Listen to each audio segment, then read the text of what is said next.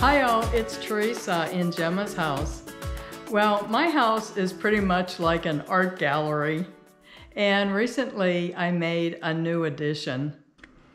I was thinking of my grandparents the other day, my father's parents, and I remembered that I had this framed photograph of my grandparents on their wedding day.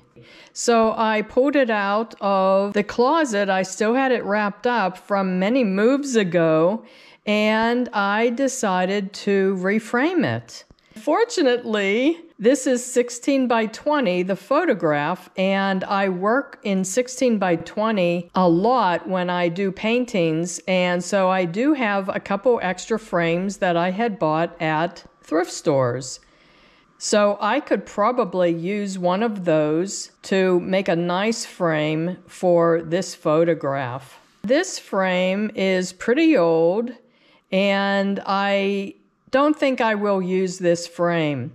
I was hoping that this would be dated on the back because there's no date on the front. And as I'm carefully unpacking the photograph from the frame, there's no date on the back. So I don't know what year this was taken, and there's no one for me to ask that question.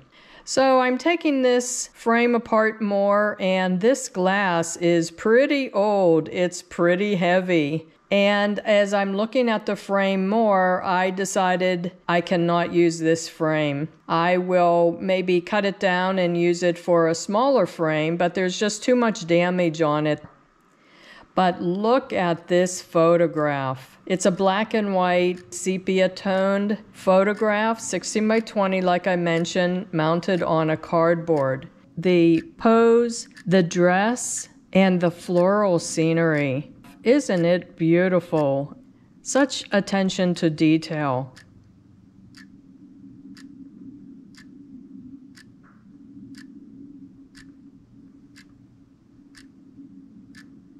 So as I'm looking through my frames, I do have several 16 by 20 frames that I could use.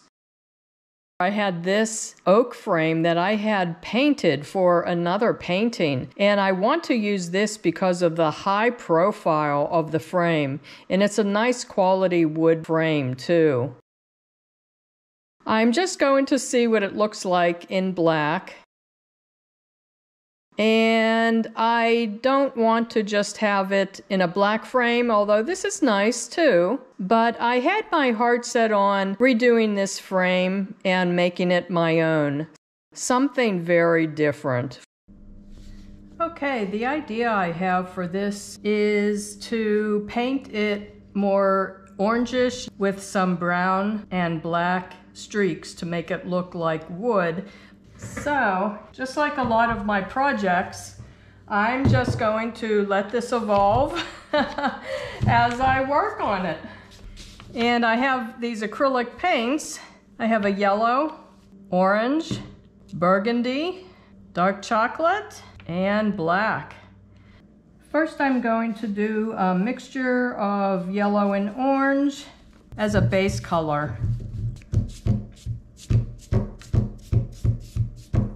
And as I'm painting this, I don't mix a real big quantity of the base color. I mix it as I'm using it because I do want variations in the color because I want it eventually to look like wood, and so there are variations in the colors in wood. Okay, so this is the frame after I put a second light coat on with the yellows and oranges. And of course this is too brilliant of a color, but I'm using these colors as a base coat, and when I put other colors on top of it that will be watered down layers of paint, I think that this base coat will still show through and provide some nice tonal differences. I do want the frame to be colorful, but of course this color is too bright and brilliant for this photograph. I don't want to hang a vintage frame on my wall. That's not what I want.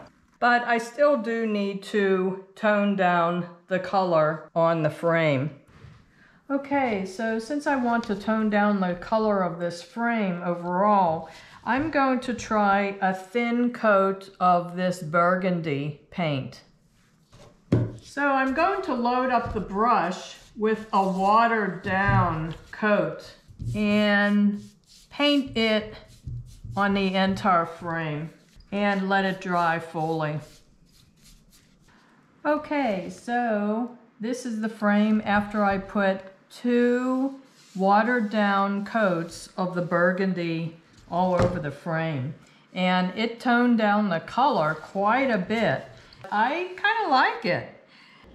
So I'm going to use this brush. It's a bristle brush, and I had chipped out a lot of the bristles from it, and these are spiky, stiff bristles. So I'm going to use this brush to do little details on here, like little wormhole type things and chips in the wood, things like that. Different sizes, different distances from each other, and different shapes. I'm trying not to do any consistent pattern on these. I want it to look pretty random. And now I want to do some wood graining effect. I'm going to add some brown to the black, and I want it to be pretty watery, this paint. You could probably even try to use a chipped out toothbrush for something like this. And I'm just going to drag it lightly alongside the frame and see how this all works out.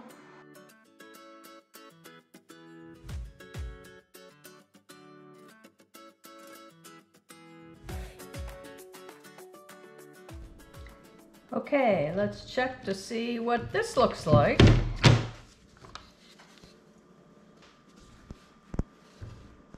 And actually, I don't think it's too bad. I like the color of the frame with the photograph. One of the challenges I have when I'm doing projects sometimes is when to decide that it's finished, or when to keep working on it because I have other ideas. But I like this. I think I'm going to darken the edge of the frame all the way around, maybe inside here too.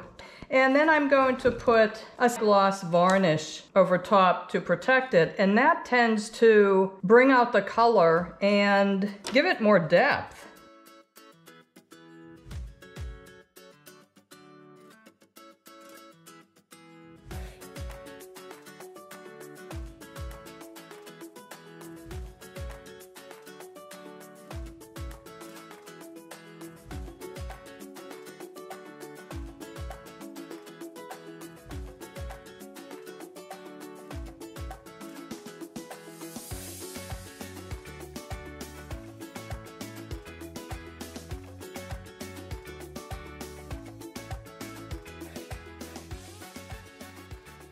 So I decided to hang this beautiful heirloom portrait in my entrance hallway because I pass through this hallway a million times a day and I'll have a lot of chances to look at it.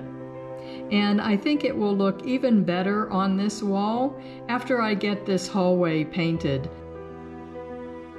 And I think the frame color sets off the portrait much nicer than the vintage frame did. I'm happy with it.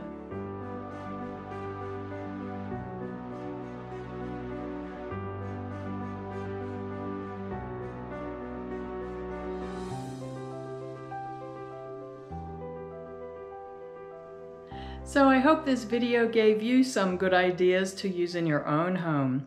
And if you like this video, can I ask you to please give it a thumbs up? And please check out my main Gemma's House channel page. You might see some other videos that you're interested in watching as well. So thanks again for watching. Bye-bye.